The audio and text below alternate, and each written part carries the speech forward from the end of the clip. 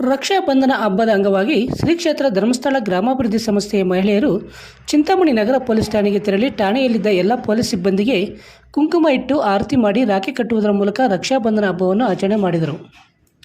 ಈ ಸಂದರ್ಭದಲ್ಲಿ ಶ್ರೀ ಕ್ಷೇತ್ರ ಧರ್ಮಸ್ಥಳ ಗ್ರಾಮಾಭಿವೃದ್ಧಿ ಸಂಸ್ಥೆಯ ಎಲ್ಲ ಮಹಿಳೆಯರು, ಪೊಲೀಸ್ ಸಿಬ್ಬಂದಿ ಮತ್ತಿತರರು ಉಪಸ್ಥಿತರಿದ್ದರು.